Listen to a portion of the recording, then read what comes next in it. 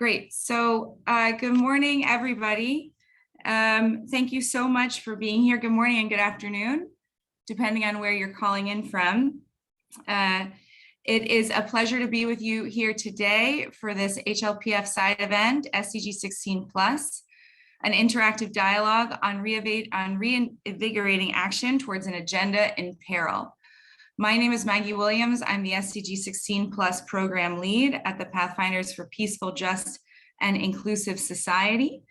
And this event is being hosted by the SDG16 Plus Global Coalition, which includes organizations such as the TAP Network, the Civil Society Platform for Peace Building and State Building, WFUNA, UNDP, and the Pathfinders, as well as others. It is a group, an informal group of SDG16 Plus enthusiasts working towards its realization towards 2023 and 2030 and beyond. So we are very happy to have you all with us today. What we are hoping to do for those that are just tuning in is to have more of a Davos style type of conversation, whereby we will ask the panelists their views on SDG16, where it is as an agenda, what the gaps are, what the challenges are, where there might be opportunities for movement and advancement. We will then hear from our virtual audience through Mentimeter, and then we will turn towards our steps forward, our collective efforts to realize SDG16 amidst a plethora of crises and challenges that we all know very well and are facing as a global community today. One quick note in terms of flow, rather than having each of our esteemed guests speak from talking points or from statements, we are hoping to have more of a conversation. So each set of remarks will be on the shorter side, and then we will move around to different speakers to pick up on what it is that other people have said as we try to think through the challenges together, as well as the solutions, and speak more specifically to what it is that we are all working on as a collective effort. So with that, I will very briefly introduce our esteemed colleagues with us today. And we will then I'll set a very brief scene, if you will, of the state of the world that we all now know before turning to questions and the conversation. So we have with us from the Permanent Mission of Georgia to the UN, Gavaram Kandashmishvili. I will get better at that name, I promise. Thank you. Thank you for your patience. He's, as I mentioned, the Deputy Permanent Representative at the Permanent Mission of Georgia to the UN, and a relative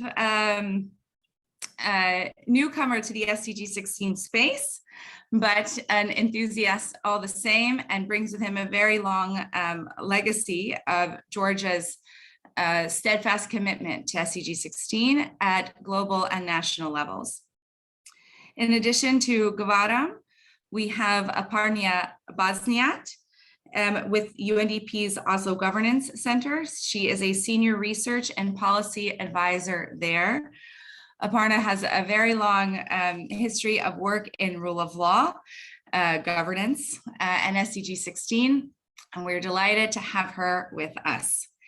In addition to Gavaram and Aparna, we also have Sayonara Reis from the Danish Institute of Human Rights.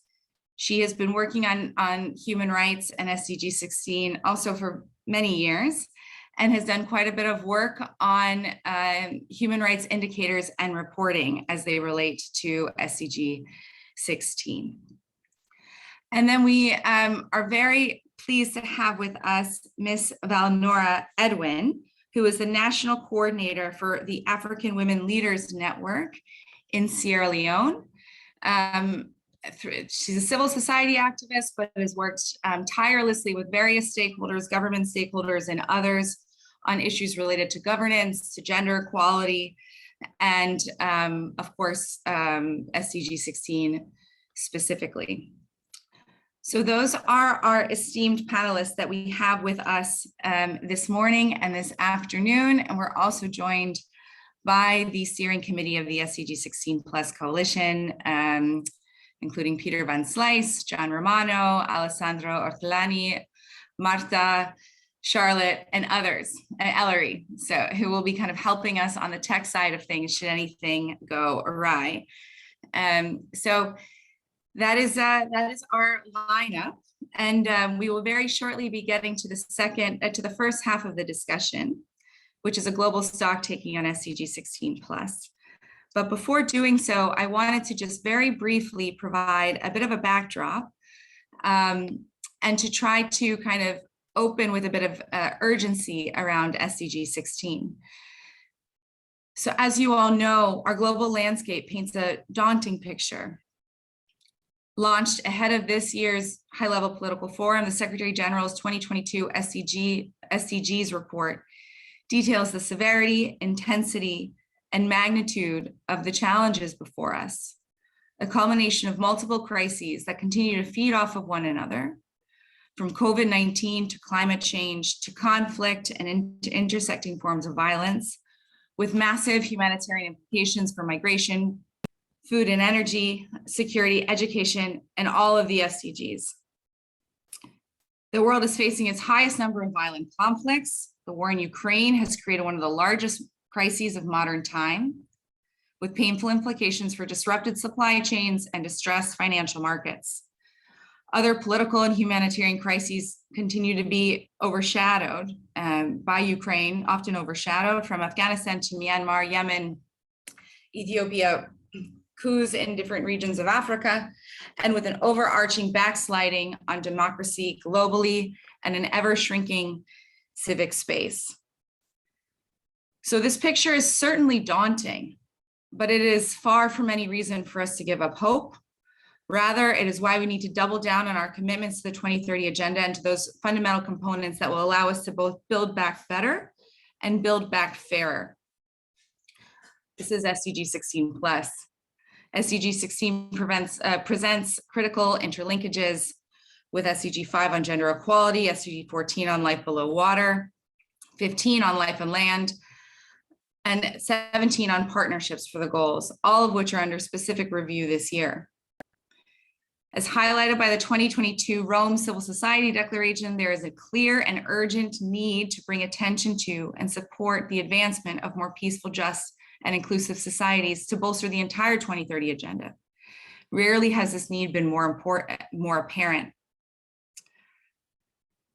But there are solutions and there are bright spots for positive change. So while this conversation will take stock of where we are with SDG16, we will also highlight learnings, plans, ambitions, and those solutions aforementioned as we charge collectively forward towards the 2023 SDG Summit. There's a growing body of evidence of what works. What we need is greater political will, investment, and coordination across our various spheres to scale our ambitions, to support meaningful change that is felt in everyday people's lives. This is a call to action to better our world and to be more specific about what it is that we need to do going forward as a community. And again, I'm incredibly grateful and humbled to be here and joined by our esteemed panelists and have a chance to have these discussions on the sidelines of HLPF this year, and very much look forward to learning from you all.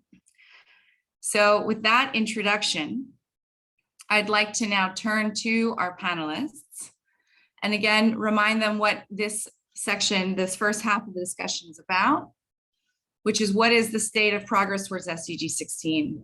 What are the gaps and bottlenecks? And why does SDG 16 matter for the rest of the 2030 agenda? How do you see its lack of implementation playing out and with what implications? It's a broad and complicated subject, but we have the right group of people to discuss it. So with that, I'd like to first turn to you, Gavaram, if I may, and get your sense of where we are with SDG 16 progress and gaps in implementation and what it means in your world and in your professional life. Thank you very much, Margaret. Thank you for inviting me and organizing this side event. Kudos to all of the organizers, your colleagues, participants. We are very much looking for an interesting and interactive discussion. I think in terms of the progress and where we are on the SDG 16 plus, I think in your opening statement and remarks, you have very much outlined the main causes of some of the challenges that we are facing today in terms of the implementation of the SDG 16 plus. And we have to remember, of course, and you have also mentioned that SDG 16 plus is both a standalone goal in itself, as well as a very much cross-cutting goal that would enable the implementation of the rest of the SDGs. So with the world in peril, so to say, and with the conflicts on rise, especially I'm having in mind something that is very close to my country and my region, the ongoing war in Ukraine, the devastating consequences in terms of the internal displacement and the refugees stemming from the war in Ukraine, but also elsewhere. You have very much basically mentioned most of the regions and countries that are currently in the turmoil with the conflicts, as well as the issues with the pandemic. And we have to remember that it has not ended yet, and if anything, it of course laid bare the structural inequalities and the structural problems that especially the developing countries are facing. So we have unfortunately have seen some backtrack in terms of the progress that we have had on SDGs up until the pandemic.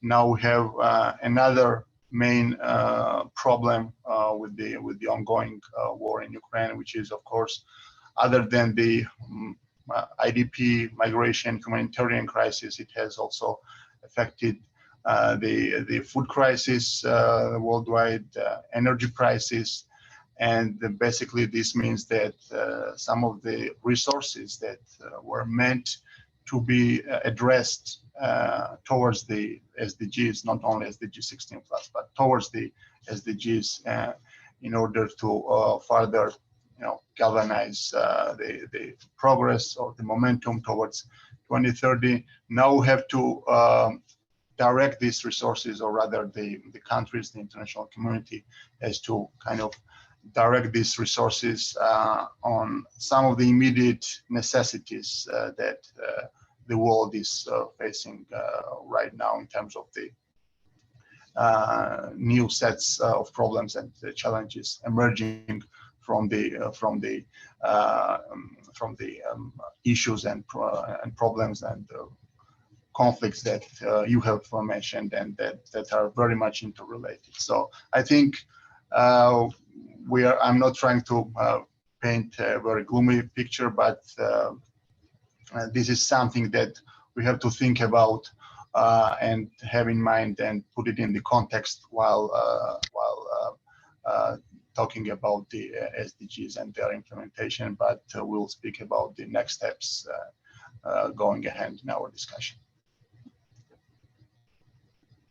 Thank you so much for those remarks, Gautam. And I think, you mentioned the pandemic, the ongoing suffering from the pandemic, the kind of the structural inequalities that pandemic had laid bare, the war in Ukraine, and kind of the massive implications that has had for food security, energy security, migration, and then kind of against this backdrop of issues with ODA and resources, and where to put resources, what to try to tackle first, which crises to address initially, how to sequence things.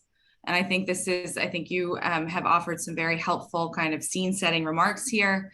And in many ways kind of highlighting the need for SDG16 in order to address many of these kind of this confluence and cascading set of crises that we have before us.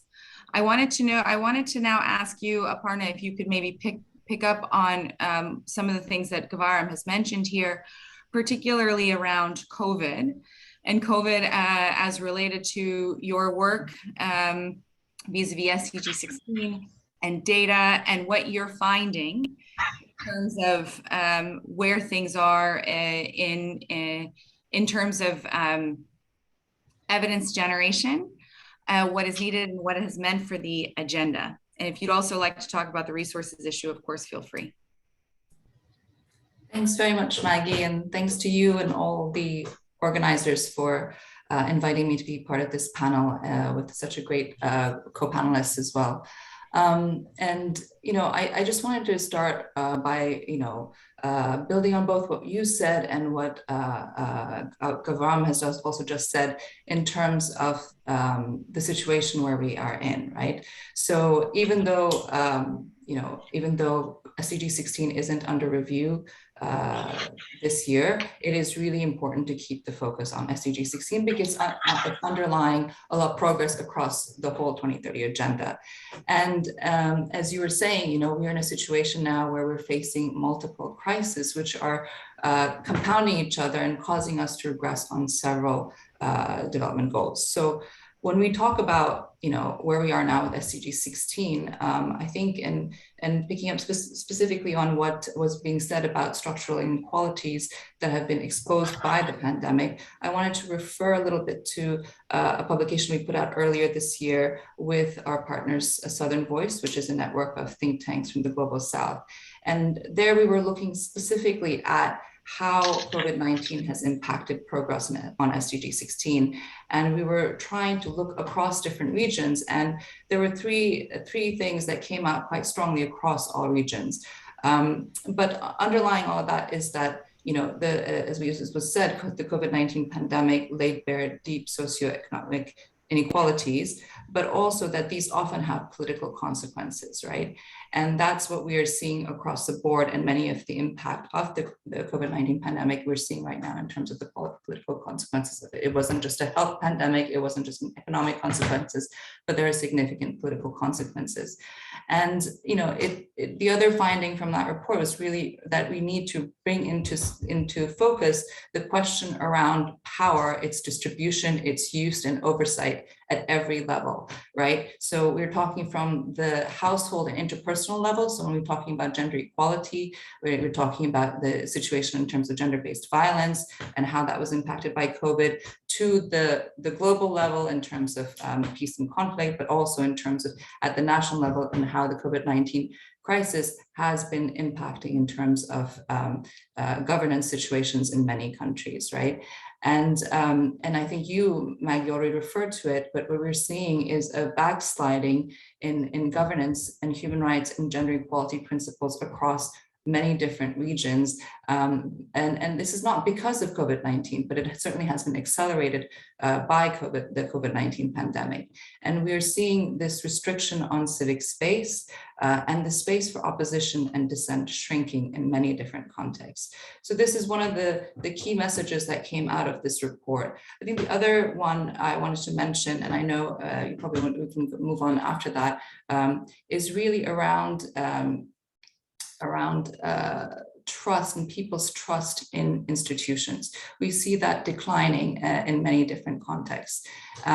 And part of that is because what we're seeing in terms of corruption and mismanagement in many different contexts, right? And this is particularly during the COVID-19 pandemic, we were seeing it in terms of delivery of basic services in fair and equitable manner. And in this case, you know, we were talking about healthcare in many cases, right? And so different population groups, whether we're talking about indigenous peoples or persons with disabilities, ethnic and religious minorities, oftentimes, they were not able to access social protection schemes or other public services.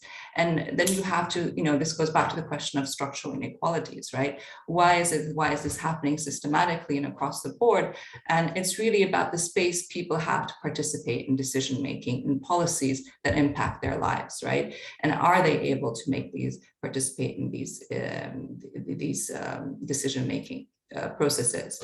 And then finally, I just want to say that, not to be all the negative trends, is to also mention that, in many cases, we see that where democratic institutions were resilient, where they were able to maintain their independence and play their role as oversight institutions effectively, they were able to push back against executive overreach. And I think in particular, we saw this in Latin America, where parliaments and judiciaries, when they were being effective, are able to enforce, hold accountable and limit overreach on executive power. So I'll just stop there, and I can come back on the points on data a little bit later. Thanks.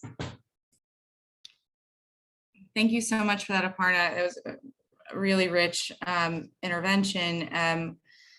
The socioeconomic inequalities that COVID has laid bare, but the political consequences and this question of power, this question of space, this question of who gets to call the shots, how decisions are made and then adopted, the importance of oversight bodies. You mentioned parliaments. I'm sure there are others in parliaments. The judiciary also has a role, SAIs, et cetera. But this question about kind of power and how that impacts people's everyday lives amidst shrinking civic space and amidst, in many ways, also a backsliding on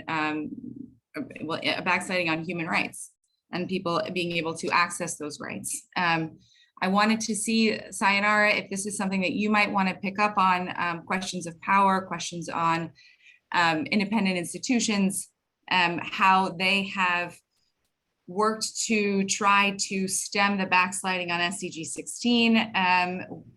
Where do you see your work with human rights and NHRIs in this kind of global SDG16 plus landscape? Thank you, Maggie. And yeah, thank you to the other speakers as well. I think it has, we have covered a lot of ground in terms of where we are in the contextual aspect of SDG16 right now, including SDG16 plus as well. And yeah, this is, I think, a good way for me to come in. Also thinking from what Aparna was talking about, made me think a lot about the reporting fantasy world that we kind of live on in this SDG16 world, in considering how there is still a big denial or a big lack of gap, or as one report called it, a crucial gap indeed, on how countries are perceiving the enabling environment for the defenders of those rights, including the social and economic rights, but also the political and more civil rights as well. And just looking at how this report from the International Land Coalition that came out recently was looking at the 41 VNRs from last year, and identifying that only 5 countries have reported on the SDG16 10.1 when SDG16 was under review. And from all those 5 countries that reported on it, all of them said that there was no killing, no violence against human rights defenders, which comes as a big surprise when you look at the data that actually comes from the ground, from organizations and human rights defenders themselves, who are collecting data and trying to bring to light what is the actual situation on the ground around that. I mean, there was, I think the UN has this special rapporteur who reports on human rights defenders. And I remember after the SDGs had been adopted, he said that SDGs are doomed if those defending those SDGs, which are so closely related to rights and to human rights, do not have a space to claim for those rights, do not have a space to operate freely. And in that sense, national human rights institutions and human rights defenders themselves are playing a huge role there in trying to create an enabling environment for those actors to play a role. And I know human rights defenders comes as a term that not many identify with as a term in itself, but when we look at any person defending the right to education, defending the right of girls and women, defending the right to health, and so on, we are pretty much all of us around this table defined in one way or another as a human rights defender. So one of the things that we have thought from the Danish Institute for Human Rights and Partnerships, and also dialogue with other national human rights institutions, was to think that maybe one of the paths that we could contribute was to improve the monitoring and the data collection around those issues. So we have got together with a bit more than 20 organizations, including the UN, civil society organizations, national human rights institutions, the statistics offices, in trying to create a monitoring framework that can allow us to monitor not only the SDG1610, which is the one which has the indicator on killings and kidnappings and disappearance of human rights defenders, but also how it relates to so many other SDG targets, including access to justice, participation, and so on. So we have now developed this very comprehensive framework, which has about 80 indicators around those issues, in trying to identify which are the structural issues that are in place in countries. For example, do we have the necessary legislations in place that protects the rights of those who are defending rights? Do we also have mechanisms in place that allows them to achieve remedy if those rights are violated? And what also are the outcomes that are happening in that space while they defend rights? So we are now in a phase of piloting this. We are just starting this pilot process with 15 organizations throughout the different continents, and try to see what this monitoring framework will enable us to see in terms of the current situation on the enabling environment for human rights defenders. So maybe I will stop here as well to not monopolize on that, and I can come back to other issues later on. Thank you. Thank you so much, Sayonara, for that, and for mentioning human rights defenders, and that, you know, as you said, all of us around this virtual table, and I'm sure everybody that's listening in is in their own ways actually a human rights defender, and kind of needing that framing, or kind of putting on that hat and understanding that role, I think is actually quite critical as we again try to kind of galvanize and coalesce together around SDG 16 plus towards 2023, 2030, et cetera. But I wanted to use some things that kind of all of you have said around power, around governance, around gender, around space, to speak and to protect, to then turn to Ms. Valnora Edwin. Valnora, you have done an enormous amount of work in Sierra Leone and elsewhere around gender equality, as I had mentioned before, around governance, and with the SDGs more broadly speaking. You bring, I think, it's something like 20 years of experience to this conversation. And so I'm hoping that you could also, from your perspective, from where you sit, and from the various seats that you've actually had in the course of your career, if you could speak to this issue of where we are with SDG 16 plus, and how it relates to the other SDGs as you see it, to kind of to add a bit more dimension to the picture that all the panelists have already painted for us. So Valnora, with that, any thoughts that you might have on this component of the conversation and the relevance of SDG 16 for the other SDGs? Thank you very much, Maggie, and it's a pleasure being here. Thanks to CSPSS and its team for organizing this forum. As we may be aware, Sierra Leone is a post-conflict country, and thankfully we have not reversed into a conflict context.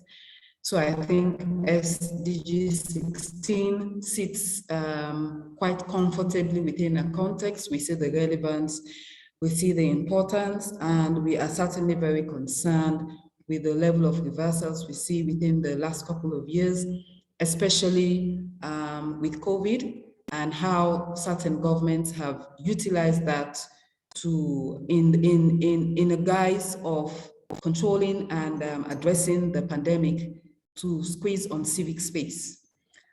From our perspective, looking at it from a national angle, we didn't have extensive COVID restrictions in Sierra Leone because based on the records we have, we didn't have as many infections, etc., as in other countries.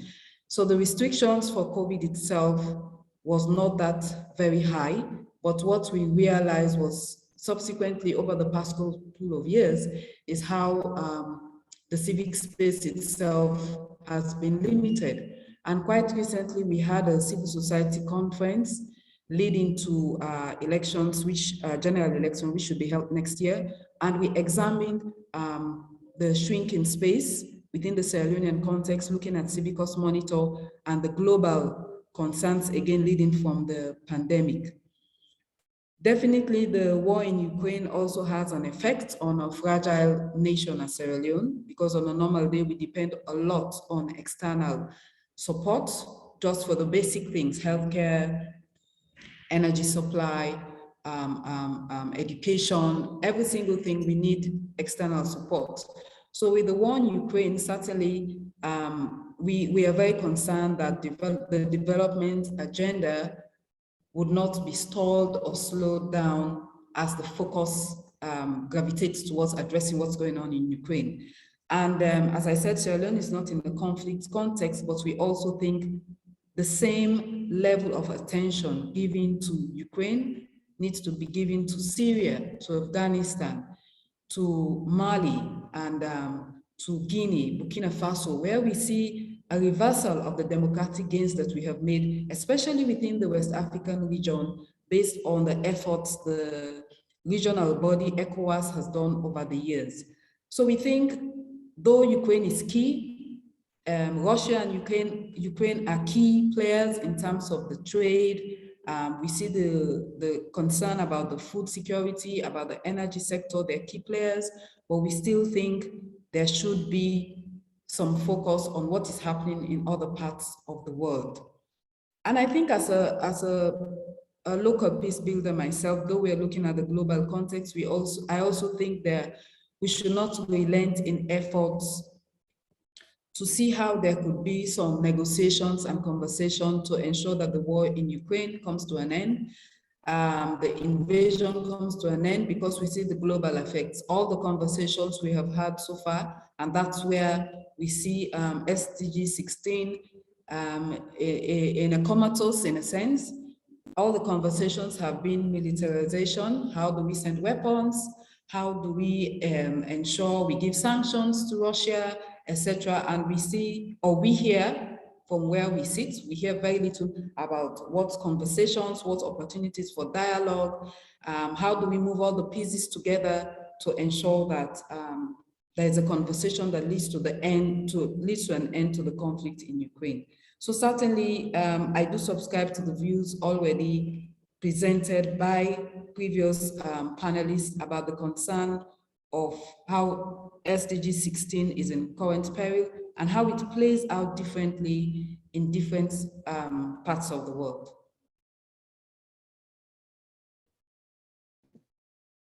Thank you so much for those perspectives and for highlighting the critical importance of the war in Ukraine and its implications for food security and energy security, supply chains for the rest of the world, but also so many other political and humanitarian crises that are affecting various regions. You mentioned West Africa, you mentioned coups, you mentioned Syria, you mentioned many places that are also extraordinarily important. And I think one of the things that what you've said points to is this need for kind of revitalized commitment to SDG16 plus, revitalized commitment to the SDGs, and a revitalized commitment to multilateralism, highlighting the extraordinary interconnectivity of all of these crises.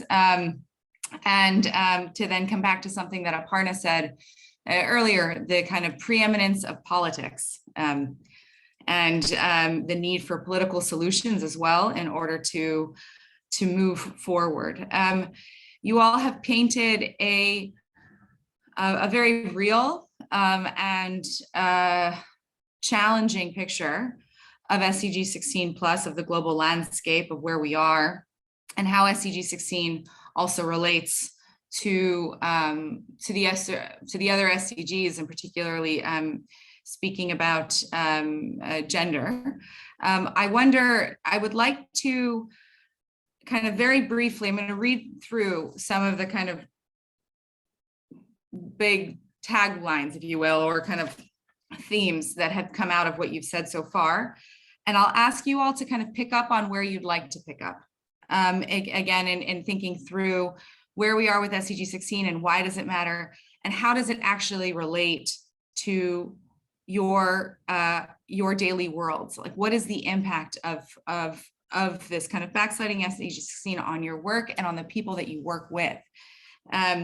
So of course, we've talked extensively about the pandemic, the impact of the pandemic on health, on economics, on politics, the kind of unearthing of various forms of structural inequalities, the food and energy crisis with significant implications globally, this notion of power and this notion of trust and trust in institutions, the need to empower those institutions that provide a check to executive authority, the importance of addressing head-on corruption and mismanagement, decision-making, and human rights, and the need to protect human rights defenders, and address various types of violence, not just conflict, but also interpersonal violence, and trying to somehow come up with a holistic approach to all of these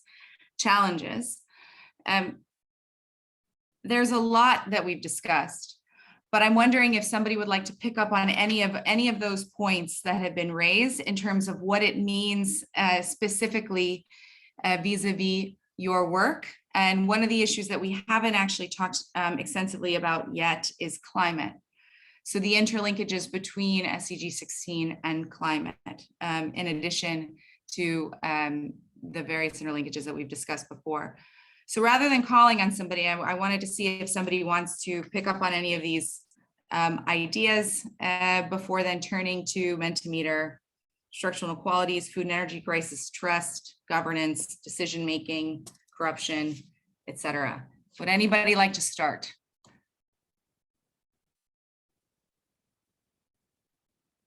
Aparna, I think you, thank you. Go ahead. No, I'll be quite brief. I mean, I think we covered a lot of ground, and I think the point I wanted to pick up on was maybe something that hasn't been mentioned. We talked about, politics and the political implications, but what we're seeing now also in a context where you have shrinking civic space, you also see this a lot of social movements taking place, right?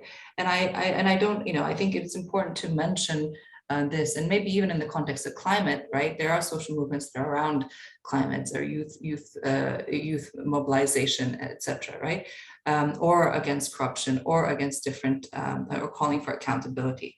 So I think, in this stock taking that we're doing in this first part of this discussion, I think it's important to also pay attention to the fact that there are different social movements happening that in some contexts people are being more politically engaged, that they are demanding accountability at different levels.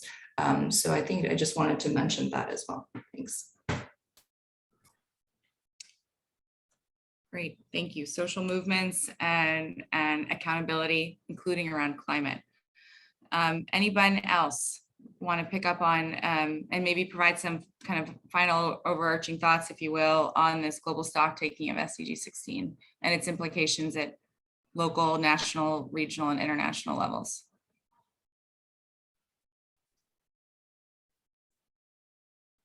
I think just to, if I can just jump in, just to briefly add that as my colleague actually mentioned, despite the shrinking space, there is still a push where social movements are emerging, whether virtually or physically. You see conversations and initiatives being taken in terms of how to address some of these challenges. And again, looking at it from a national perspective, just I think about a week ago, a group of various groups had decided to do a protest here in Sierra Leone in view of the economic challenges, which is sort of a local reflection of what's happening with the war in Ukraine and between Ukraine and Russia, the fuel price increments, generally the cost of living. And we see that unfortunately, freedom of association, freedom of assembly is highly restricted here. Protesters were not allowed. In fact, the day before, politicians were arrested. They were detained beyond the stipulated constitutional provisions. But we feel that the protest actually had an impact because it was like a civil disobedience. Schools have not yet closed down, but there was no school. The commercial transportation owners were not plying the streets, so you couldn't even get to work if you wanted to. Markets and shops were all closed down. So that's the sort of reality of what's happening at the local level, a reflection of the impact of what's going on at the international level. But it's also a reflection that within the G7, you have a country like Sierra Leone, and yet there's so much restriction on a right to protest, a right for people to demonstrate on issues that are affecting them on a day-to-day basis. And even as I speak, I was communicating to a colleague. We are having, my office is close to the parliament, and there's a very controversial bill being debated regarding the elections. We don't know where it's going to swing, but we even have armed police around, and we had checkpoints just leading to my office because they have to screen everyone going into parliament, because a couple of days ago, MPs were stoned by members of the public who were in favor of some of the provisions regarding our electoral process. So again, when we talk about SDG16, and that's the key point and last point I would like to make, we sometimes, and I think somebody mentioned it's about warring factions, it's about conflicts between countries or what's coups, etc. But there are times, there are some significant internal shifts that are taking place where internally the commitment to SDG16 is not reflected. And that's how it escalates to between countries, or even when country assessments are being done, you can actually see that the ratings are quite low because it starts from the local level or national level, and then it transcends to the international and global level. Thank you for those reflections, and also just kind of painting a picture of what this actually looks like, how this actually plays out in daily life, and also this notion of kind of the need for internal commitment and kind of understanding that if there isn't the manifestation externally, it might be because there's a backsliding internally. Any other kind of wrap-up thoughts for this? Yeah, Sayonara, and then Gavaram, I think you also just unmuted yourself. So Sayonara, please, and then Gavaram, thank you. Okay, yeah, I thought it was an interesting moment to pick up as well on this issue of protest and everything. Last year, we had done an analysis of how the rights to protest, which is one of the main things under the fundamental freedoms, which is also discussed under SDG16, is related to so many different aspects of the SDGs. And that's, again, one of the things that pushed us a little bit more to try to empower national human rights institutions to become an ally of those working on the ground, those in most need of the guarantee of the enabling environment for them to protest, to associate, to do assemblies in peaceful manner with respect from the police. So we were just looking at how these issues relate to things that goes from non-discrimination, but also looking at the human rights education need at country level. And one of the main points there to bring up here, the need for the training of police officers, for the mainstreaming of human rights education into curricula in schools, but also with judges and so on. and all relevant public officials that deals with people as well, but for also empowering institutions to make sure that the right to access information is in place and all that. So we are really trying to galvanize on this current momentum, which is not least also emphasized by the current crisis and war in Ukraine, when we see so many of those rights also being jeopardized. And in a context of war, we think maybe it's okay, but there are so many instruments from international humanitarian law and from international human rights law that would actually not find it okay or acceptable that journalists are being killed on the ground while covering war, or that dissidents are being disappeared, and all of those things. So I think the war just happening so, at the door of Europe, which promotes this value so strongly, and is still not being able to do anything around those issues in an effective manner. Kind of, it's a really strong wake-up call for us to take this such as as serious as it is, and as the heart of the work that we are doing on enabling the environment for the SDG16 to be implemented as the central piece of the 2030 agenda. Thank you. Thank you so much for that. Gavaram, please, yes, the floor is yours. Thank you. Thank you. Just very briefly, we of course all understand that all SDGs, and especially SDG16, is a work in progress, right? It needs constant update. It needs constant improvement.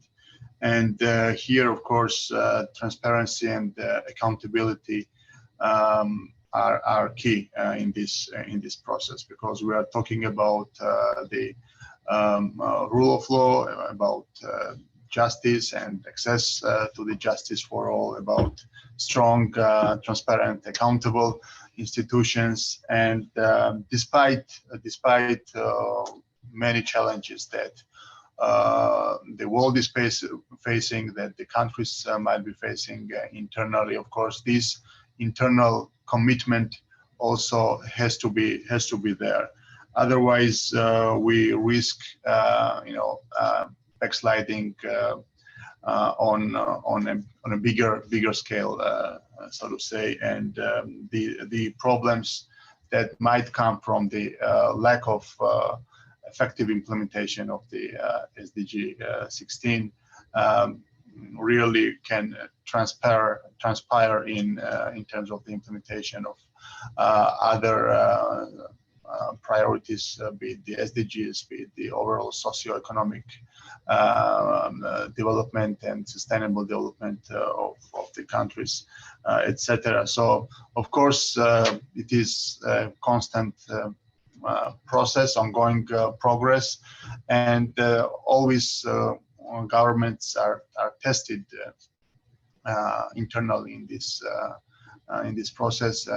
In the case of the pandemic, for instance, the government of Georgia, with the consent of the parliament, had to rule by the executive decree to manage the pandemics and to manage some of the challenges. They addressed some of the challenges that were of immediate nature, and this was not necessarily a bad thing. Vice versa, it was a strong instrument in the hands of government to disperse aid assistance to the vulnerable groups in a timely manner, in an effective manner, and this was also done transparently and with proper oversight from the civil society actors. So there has to be, of course, there has to be an effective response on these challenges internally in the first place, on the local level, national level, and pandemics has shown that it has also taught us some of the lessons in that regard, that we can speed up things and we can make decisions that are inclusive and that are beneficial to all. Thank you so much for those remarks and highlighting the need to kind of act locally and nationally, and also strike a balance between various institutions when crises hit in order to act as to speed things up, as you mentioned. I'm wondering if we can now turn to Mentimeter. Ellery, I'm looking to you to see, okay, so the Menti code is 76622386. And through this, we will have questions generated from the virtual floor. As this is kind of loading, so yeah, so go to, I mean, the instructions are here, go to menti.com, enter that code, or just use the QR code.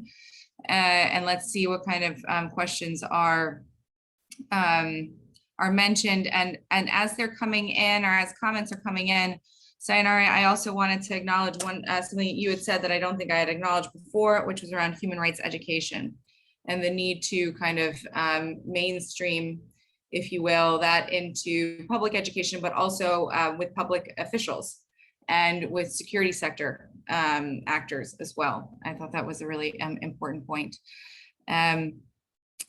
So, and then also as they're coming in, the reports that you've mentioned, Aparna and Sayonara, if you'd like to hyperlink them or see if a colleague could hyperlink them and put them in the chat, that would be helpful.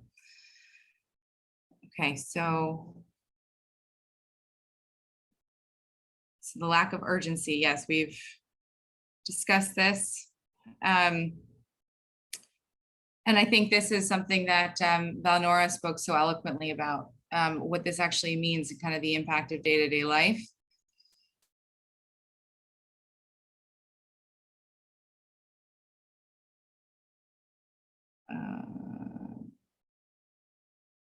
Okay.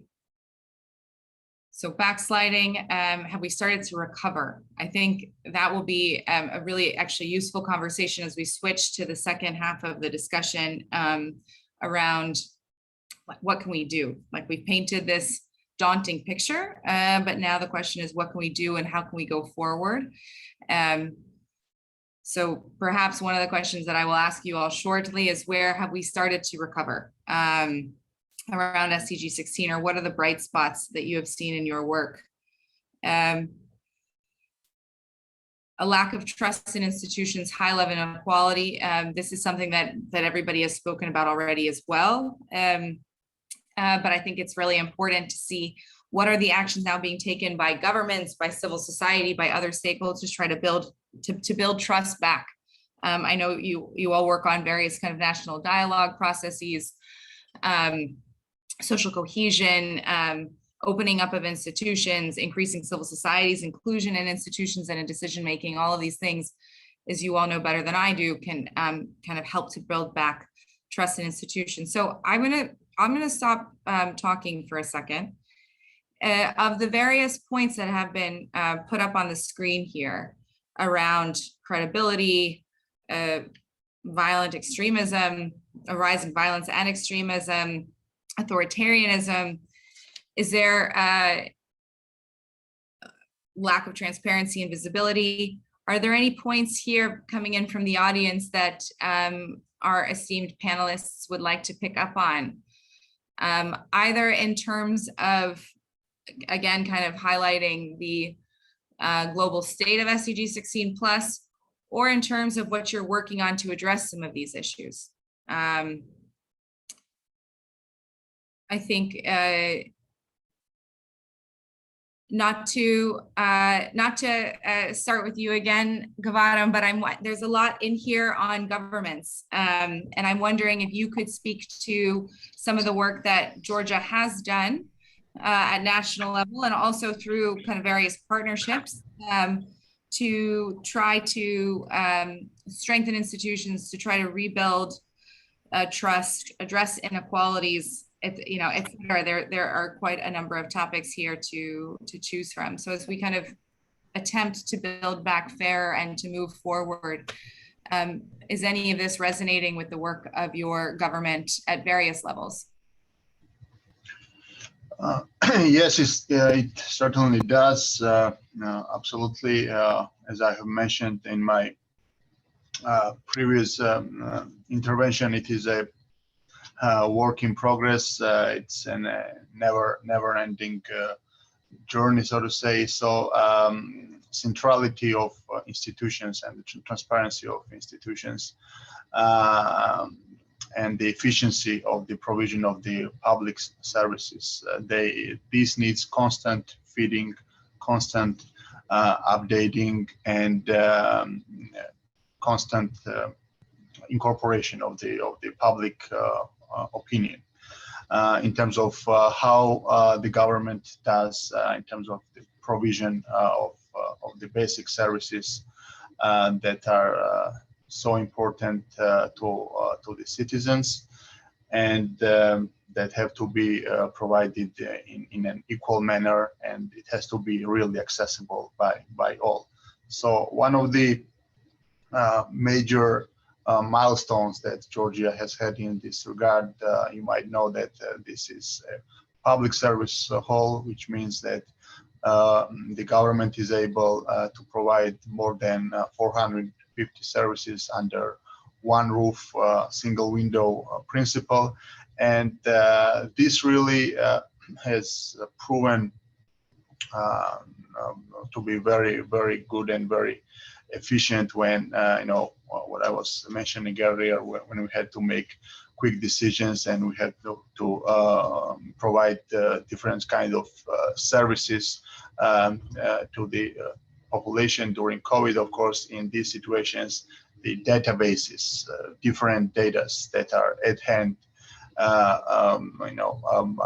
by the institutions who can make the good use of this information that has been gathered in different state agencies, which interchange this information also from one agency to another. This has proven to be really efficient. Of course, these kind of projects undertakings, they require lots of investment as well, and they pretty much have also high maintenance costs. So the government really has tried to do its utmost not to scale back to these commitments, but also to try to make further improvements in different sectors, and to really trying to make this e-governance and intersectoral and interagency initiative. So in that regard, what we are doing now, we are preparing some of the projects that would synchronize our customs and tax systems. So two main agencies responsible, one for the tax collection and another for the customs administration.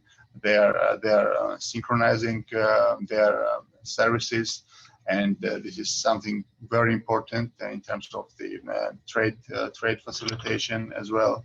And also we are updating our port infrastructure, and also implementing the e-governance in ports and the Georgian ports. And this is something that is also very much linked to the trade facilitation and the supply chain issue as well, and is very relevant today, especially in the post-pandemic area. So again, constant work, constant improvement, lots of resources are required. Resources are limited, as we know, but here also the role of the partners, of donors, are very important. We wouldn't be able to implement all of these just by ourselves. We have different developmental partners with us in this, be it USAID or EBRD, and of course being successful in that dimension in the past. I mentioned the public service hall also enabled us to somehow attract more outside investment help resources to again make further improvements in different sectors. Thank you for that. It's very helpful to hear, honestly, about like the practical work that's going into this. So the practical work to basically improve data systems, improve reporting systems so that institutions can work better together. And that service delivery can be made more accessible. You kind of opened your remarks, these remarks with a reference to the public service hall, and kind of having everything under one roof, making things accessible, and then making the information that's generated by various institutions shareable across those institutions to kind of increase access and increase efficiency. A lot of what you were saying made me think of some of the work that I have known Sayonara to be committed to around linking reporting on SDG16 and reporting on human rights, and how and different work and the different kind of work she has done in working with institutions to try to streamline some of these processes to make them more efficient, but to then have better policy implications. I'm wondering, Sayonara is picking up on this point on data and reporting and comparable data for better policy and better output. Is that something that you could speak to as we try to, as we're transitioning from the picture of SDG16 to what it is that we're doing moving forward to try to make things better? Yeah, thank you, Maggie.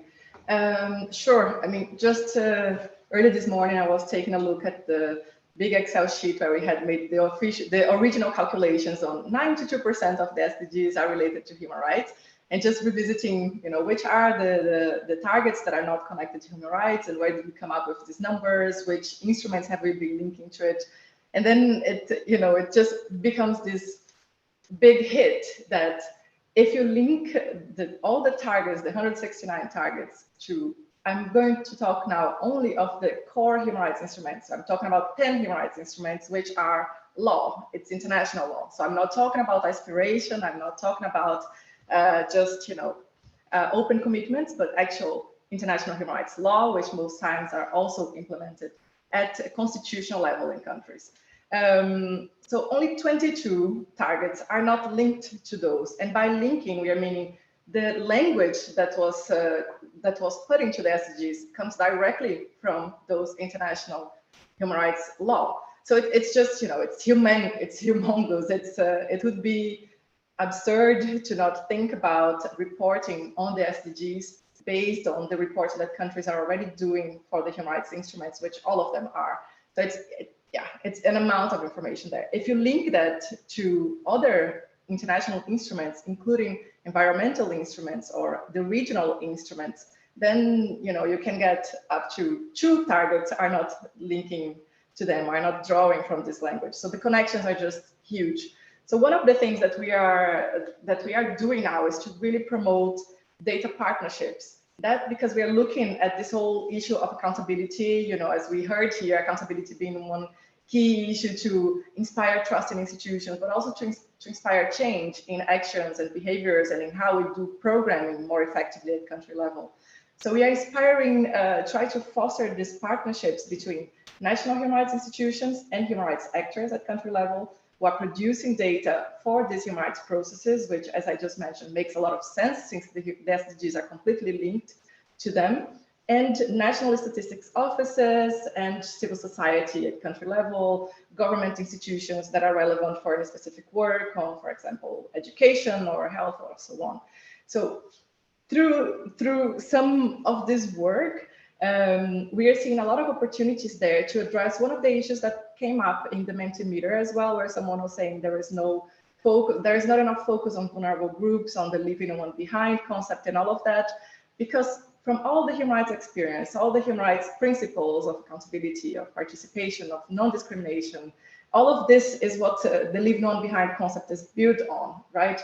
So by using the experience from those national human rights institutions into how we produce data at country level, we might be able to get to better data. We might be able to get to more inclusive data, where the actual needs of the people, of the communities, are taken into consideration when, for example, national statistical offices are designing their surveys and other ways of collecting data as well. So we had some nice examples from one of the tools for data collection on indigenous people's rights, the Indigenous Navigator, where in Bangladesh, they have managed to include in the survey indigenous people's categories, which before was not there. So they could never get disaggregated data on, which of these issues the statistics office are talking about are related to indigenous peoples, and now they will be able to.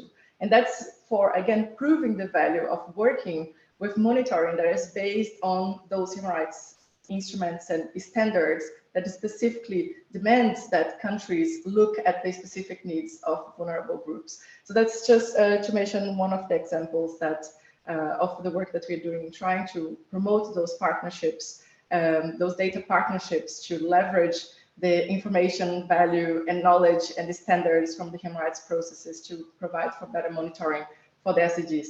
And again, knowing that data is just the first step. This is, one microscopic issue that one might be working on to try to unveil the situations of marginalized groups, or most importantly, what are the main drivers of that marginalization or for that exclusion. But then it comes up to the work that comes after that, in using that data to empower communities, to empower governments to make the better decisions that will result in better service delivery for the people.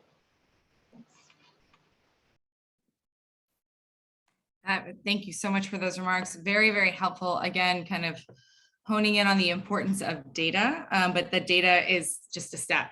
It's how you use that data. It's what you do with that data in order to better service delivery is the example that you had used. I wanted to see if either Valnora or Aparna wanted to pick up on this conversation around data, linking data systems, linking the actual data sets across institutions for greater kind of policy implications, and then taking that data forward.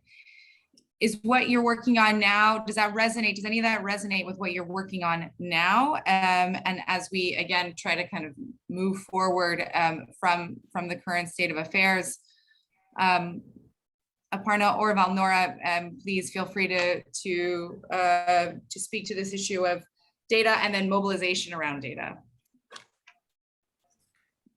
Shall I go first? Yes. Go ahead. Okay, thank you.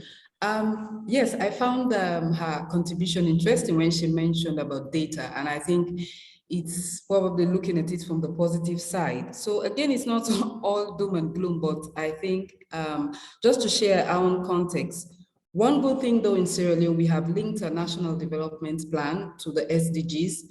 So it makes it quite easier to assess progress or non-progress being made. But what we have challenges with is data, and we have the statistics office that has recently done a midterm census. But where the challenges with data lies is data is not necessarily used for developmental purposes.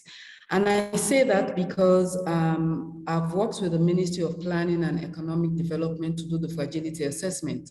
And when you get to the statistics office to get certain data, especially on women, etc., they do not have the data.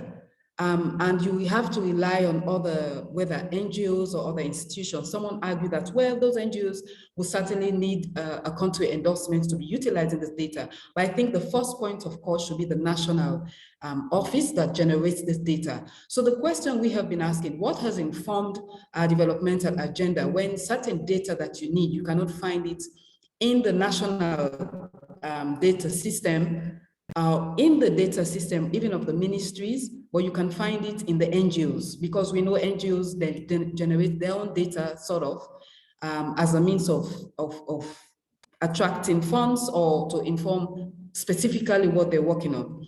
And what we see, whether they do data collection on certain issues at the national level, it's actually politicized. So in 2015, we had a census, and that's supposed to generally inform how we do progress with our development plan.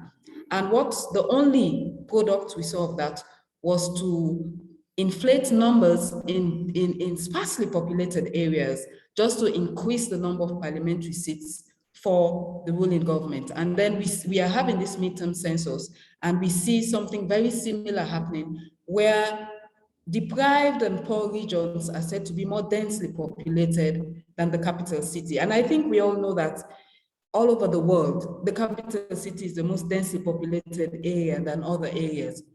So there's a lot of manipulation around the use of data, and that does not necessarily inform how countries can progress to ensure that, as our colleague from Georgia mentioned, how it can improve on the efficiency of public service delivery that, if not adequately addressed, usually results in internal conflicts that could escalate to border issues, etc.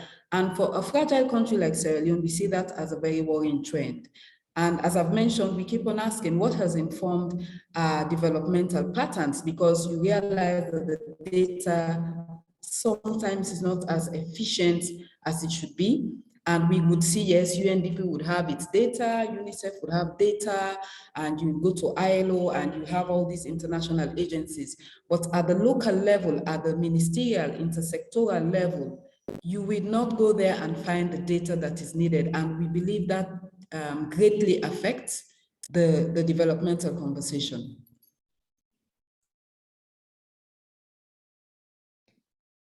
Aparna, do you want to pick up on any of that? Yeah, no, thanks, Maggie. And I think I'll just pick up where the previous speaker left off, which is, I think, I think there is a real need for investment in national data on SDG16. And what we see is, one of the greatest challenges on SDG16 is really the availability of data, right?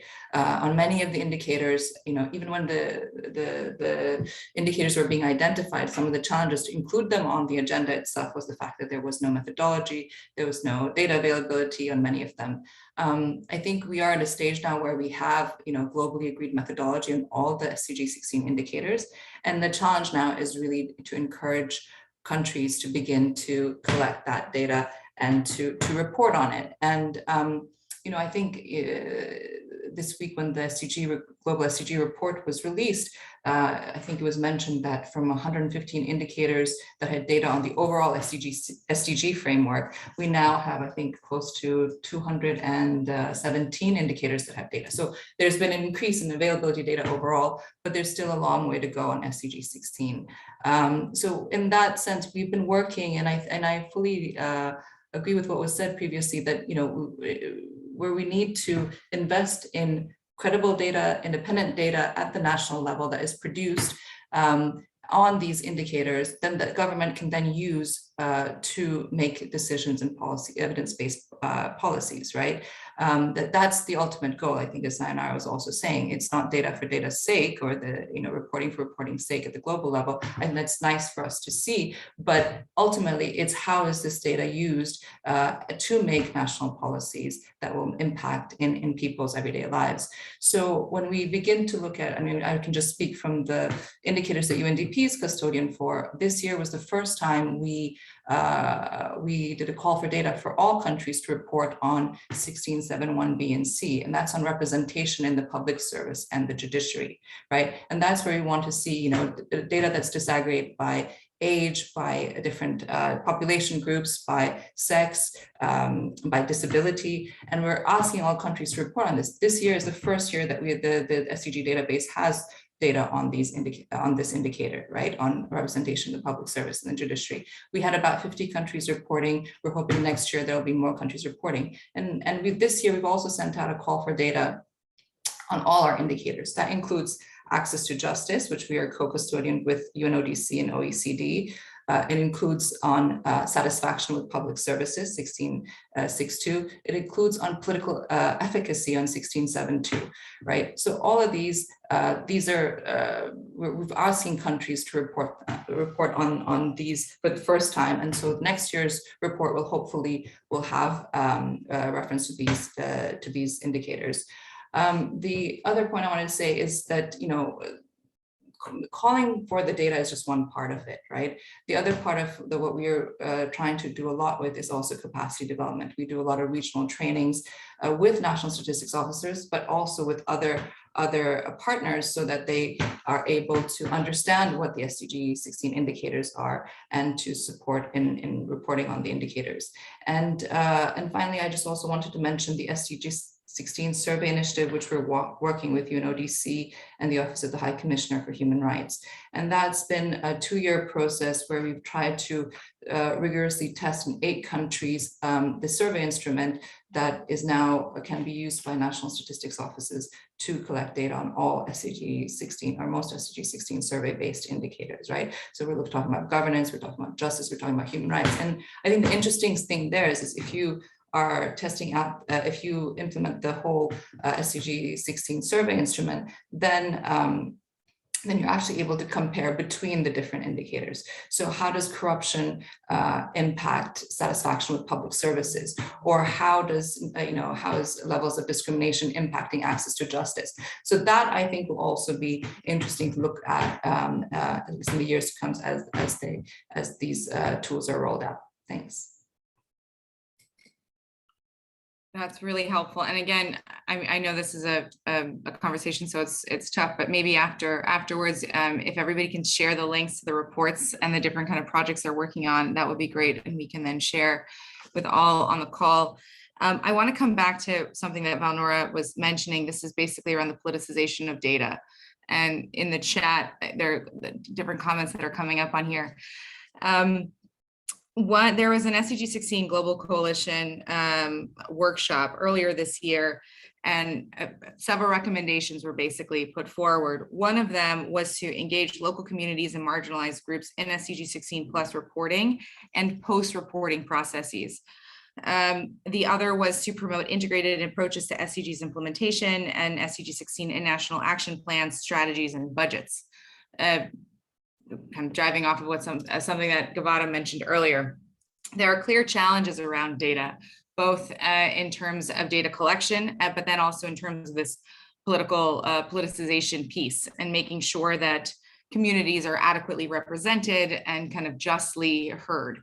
I wanted to ask all of you if this is something, if you could speak a little bit more to this and where you've actually kind of made progress in this area, either making sure groups are more kind of adequately included and represented, and then also using this data in terms of NDPs, budgets, et cetera.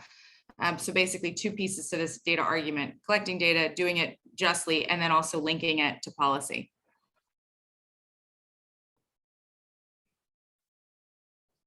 And speaking specifically to what Valnora was mentioning about how sometimes the numbers that are generated are not actually representative, and figuring out a fix for that. Maybe I can come in. Yes. Yeah. Yeah, I think this is a good question because it also brings us to the more optimistic side of things, right? Which are some of the examples that are working. So going back to this issue of data, I mean, agreeing on the the whole issue that I think it was Valnora who mentioned on the whole manipulation of data and the difficulties of getting that data to be trusted and used at national level as well, or by government actors at all levels. One of the things that we are seeing that can help create little steps of progress is in really trying to build the trust between those actors, acting as, in a way, kind of external facilitators in the dialogue, and building a space for exchange of information and knowledge, because what we are also finding is that most times there is a complete lack of knowledge from the statistics office, for example, on the methodology that civil society uses to collect data. And there is a lot of good methodology out there as well from civil society data collection processes that can benefit the statistics offices in trying to identify which are some of the gaps that they have in their data, which are some of the issues that they should be including in their national level data that comes from this community data. So these dialogues have been proving very interesting. And one good example that we had in Tanzania was in Tanzania, to be able to collect data, you need to have an authorization from the National Statistics Office, because they are the only ones who can collect data from individuals and communities. So through trying to collect data from the communities, again, based on the human rights instruments and the indicators that have been built around those human rights instruments, the communities got the authorization from the Statistics Office to collect the data from indigenous peoples. And that has created a whole dialogue between the indigenous communities and the Statistics Office in Tanzania to develop a report from what comes from this data, in the sense that then the Statistics Office was involved in looking at the methodology, at the data collected, at the results that came out of it, and so on. So this was such a good step. I don't have any information to say on what has come up from this data, but this is also a very recent development. But just to get to that step where the Statistics Office recognized the value and the work that communities are doing in collecting data and how this data can help inform their own national collection processes as well was quite relevant. So I would really emphasize again on the need for building the trust between the actors, the data collection actors, is strengthening that whole data ecosystem around data collection, identifying which are the added value from one actor to the other, in the sense that the Statistics Office also has a lot to offer in terms of capacity of civil society to produce better data, but also recognizing civil society's unique access to communities that the Statistics Office might not have, to the level of depth that communities might be able to collect data on themselves. Yeah, so just wanted to pick up on that. That's incredibly helpful. Trust, data, ecosystems, civil society's connection to communities. We'd like to now kind of run two mini processes in parallel. We have one last question from Mentimeter that Ellery will shortly generate and make visible. So as this question is the Mentimeter is getting started with the question of basically, where do we go from here? How can we use the moments? How can we use moments in 2023 to catalyze further action?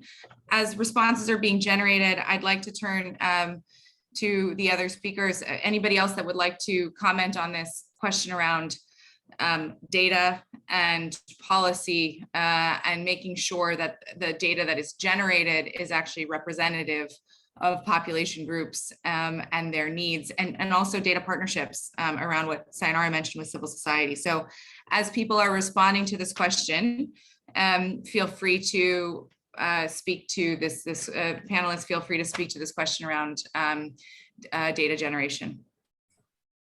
Can I just come in, Maggie? Yeah. Maybe I'll speak a little bit on the point around data partnerships, and maybe speak to an example of the work that we are doing in Tunisia, that UNDP Tunisia has been doing. And that is where over the last several years, we've really been trying to work with civil society and with government, and try to different government actors across different ministries and to really build up ownership over the SDG16 in general, and knowledge and awareness and overall on the themes around SDG16, but also working with the national statistics offices, for example, to pilot the SDG16 survey that I mentioned earlier, and then try to implement it in one particular district in full, but also trying to make that connection all the way across, right? So working with the National Statistics Office to collect this data, but then working with civil society and different local actors to come together and look at the data and analyze the data together and come up with policy implications of what is going to come out of the data in a sort of a joint fashion. So I think that, you know, there is a lot of strength in actually, you know, it's mentioned in many of the reports that we've been working, for example, with TAP on mainstreaming SDG16, which I think we were also involved with, and others, where it's working in multi-stakeholder partnership on SDG16, whether it's in the analysis of the data and in VNR processes or in different processes where it's working with different stakeholders, is a really critical part of working in this space on SDG16. So I'll just stop there. Thank you. Valnora or Gavaram, do you want to come in on this data question, or would you like to pivot to some of the questions that have been put up here on Mentimeter with regards to the 2023 SDG Summit? Question here on IFIs. The floor is yours, Gavaram or Valnora, whoever would like to go first. I think if I can jump in quickly, the issue about having the partnership between civil society and state institutions, and I think in the Rome Civil Society Declaration, that was a call on how that partnership could be strengthened. But one of the positives probably in Sierra Leone, we do have a collaborative engagement with the government. Civil society does partner with the government on a couple of issues, and in some of their data monitoring, or they'll have a sort of steering committee or something where civil society plays a part. But so there are two levels there. Being part of it is one, but secondly, where's the space to have your voices heard? So even though there could be some challenges along the way, and civil society does raise the concern, because they're the government, they'll give this sort of explanation and think, oh, then the civil society are opposition and they don't, they're not supportive of the government initiative. In fact, they're trying to hinder progress made for development, etc. So they sort of spin around the issues you like to, the genuine issues you're raising, to your being a member of the opposition and deflating the importance of the concern you're raising. And we've had experiences with that. So civil society being part of it is not necessarily the solution. And it's just about how maybe on the part of civil society, we can increase the level of pressure on government to ensure that when these, they collect the data, it actually is beneficial to the people who need them. Because at the end of it all, as we talk about the civil society shrinking space, you become, sometimes you're harassed, you're threatened, and for the most part, the population does not understand the dynamics that you understand, and will think, oh, but they're generating this because they want to see how many prisoners are in prison, or they want to see how the judiciary can do this. Oh, it's all about strengthening the state's effectiveness. But on the side of the CSOs, we know that's what the public is given. But on the inside, you have a lot of inside information. You know, there's a lot of spinning going on. So it becomes a very tricky trade-off as to how you manage that whilst you're sitting in that space.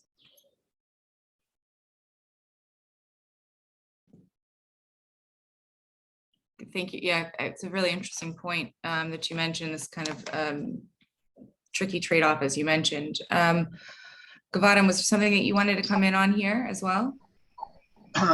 Yes, thank you. First of all, I do really share all of the comments made by speakers before me. And of course, when we speak about the data and making the best use of the data, absolutely the partnerships are key. It has to be really a multi-stakeholder approach and the inclusive approach from the beginning. So there is a transparency in the data collection and the use of the data, but also something that is very important is the political will from the government, and there has to be a firm political will from the government to do this, to implement this. And not only that, sometimes there is a political will, but actually some of the agencies that are supposed to share this data with others to really make it work for the bigger purpose, they are very much they are autonomous agencies, most of all, at least in case of Georgia, that has been the case, and they were quite reluctant to give up to some extent this autonomy to share the data with the other agencies. So then the policy factor of this shared data sharing would then be more instrumental, and it would be used for the policy making. So that has been something that we have been able to overcome. First, it started with the political will, of course, but also the different agencies supported by the civil society were able to share the data, cooperate between each other, and actually also kind of rely on the same technology and the know-how when implementing the projects as a bigger scale. That were very beneficial for the population in the end.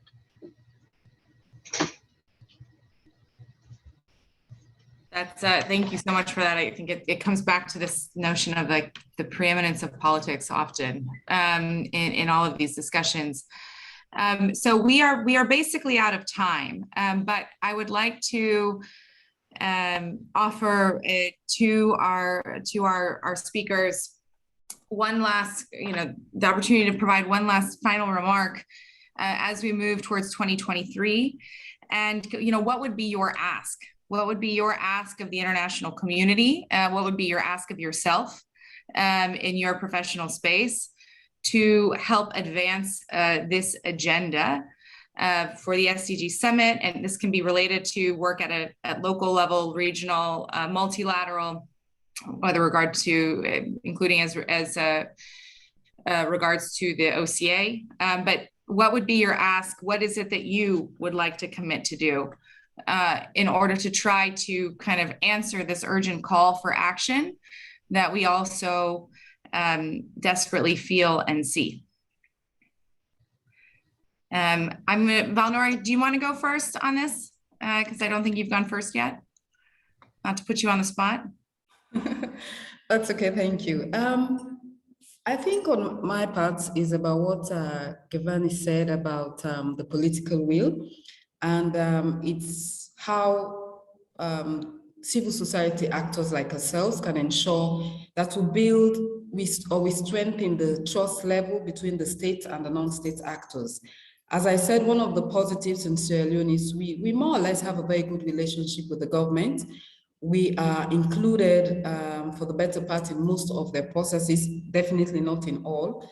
And it's just about how we can engage better to ensure that whilst we sit there, our voices are heard. We build on the level of trust among ourselves so that if we're raising a concern on the side of the state actors, they can see that this is genuine. And it's about how we can strengthen SDG16 and its impact on the other SDGs. Because as I've stated, we're a post-conflict country, and I think we can clearly relate with what SDG16 implies and how that can be supportive to the implementation of the other SDGs. So on my part, from the civil society angle, I think our drive is to ensure we can build that stronger levels of trust and confidence between the two, the state actors and non-state actors to be able to achieve all of this. The second thing I'd like to say quickly is I think we also need to acknowledge that there are limitations for CSOs as well. And as I've given some examples, though we would raise concern, though public would think there should be some form of open demonstration or civil disobedience in a sense, it's pinned in a manner where it really creates some level of tension and local unrest. And I think because of our history, we don't really want to see that happen. So there's actually a limitation on what civil society can do extensively. And that's where we need some support from the international community. So, for example, when they stopped the protests, denied access, though there was a sort of civil disobedience on that day, we saw a tweet from the Special Rapporteur on Freedom of Assembly, for example. We saw a number of international agencies and embassies doing press press releases or sending tweets, and that's the support local actors need in ensuring that we have that space and that voice, because largely I think civil society within the current context you might call it our powers or our space is very limited. Thank you. Other comments, final calls to action, perhaps building on what Valenora just mentioned around trust, confidence, and supporting civil society given a limited space. Yeah, I can go down. Yeah, I think building on that, one of the final things that I would mention is, it's just a recall again, actually. Let's not underestimate the power of dialogue. So enabling those spaces for people to have safe conversations and understand each other better. I think that's point one. Point two, perhaps the final one, let's not waste resources. That would be also a very strong call from today. We do have a lot of resources from various parallel processes that we do at and around the UN. Let's make sure that we are identifying those interlinkages, not only across the SDGs, but across all of this spectrum that we are working with, not least the human rights. And just to mention that we have 62,000 recommendations from the human rights instruments that are related only to the SDG16, and some of them also in relation to other linkage there. So when we're talking about not wasting resources, we are also talking about looking at those kind of informations and the guidance that comes from it. So we'll finish here. Thank you. Thank you. Dialogue, safe conversation, and not to waste resources. Aparna or Gavaram? Yeah, I can go next. So I think the last point I wanted to make was maybe to link back to where we started, is more in terms of the multiple crises we're facing, right? And I think and I think you mentioned this point, Maggie, about ODA and where ODA is going. And I think we didn't really get into it a bit as much in detail as maybe we should have, but I think, with the way the world's attention is shifting on the different crises, I think what is happening is that you focus on the more immediate symptoms rather than underlying causes. And this also goes to the initial discussion around structural causes that are there. And in many cases, at the center of many of these crises, we have failures of governance institutions. And even in terms of the response as well, we need effective governance institutions to be able to put together an effective response, as we heard in the case of Georgia as well, right? That is in line with human rights standards and follows, governance oversight processes. So I think that as there's a reprioritization happening around ODA and shrinking ODA as well in many cases, I think that we need to re-emphasize the need to invest in SDG16, because it's not just in addition to everything else, it's actually in the long run, if you don't invest on SDG16 related issues, it's going to be more costly for everyone in the long run. And these crises are just going to compound each other. So I guess that would be what I would want and then to really think about investing on SDG16, not in addition, but as actually a critical part of addressing these multiple crises that we're talking about. Thanks. Wonderfully said, highlighting the importance of effective governance institutions and the need to invest in SDG16 in order to address the various critical crises that we're facing now and what we will face inevitably in the future. Gavaram, please, the final word is yours. Fully share this assessment.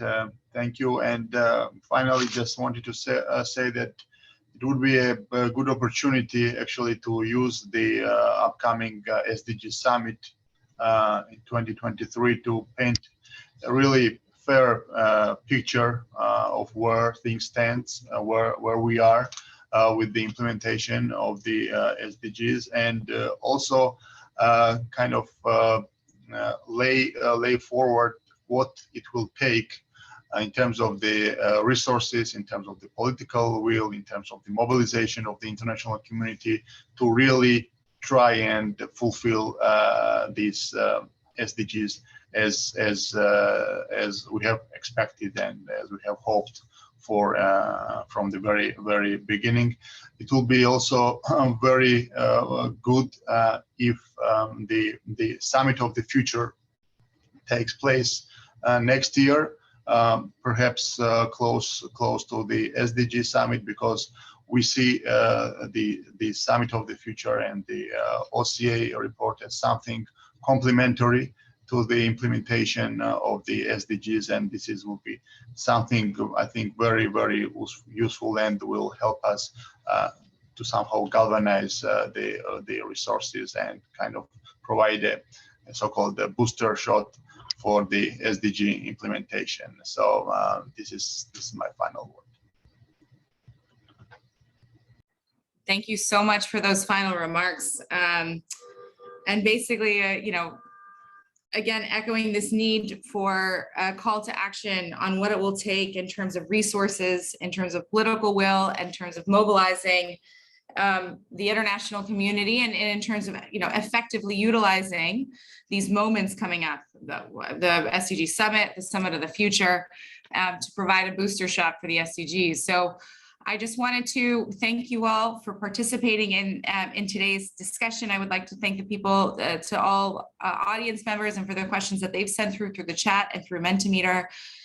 I think we all feel the urgency of SDG16 and S16 plus, and the need to work together collectively on this. So thank you for your commitment and your dedication, and may we all rise to the challenge. Thank you very much. And I think that's it. Thank you. Thank you very much. Thank you very much. Thank you all. Thank you. Thank you very much. Thank you. Thank you for your commitment.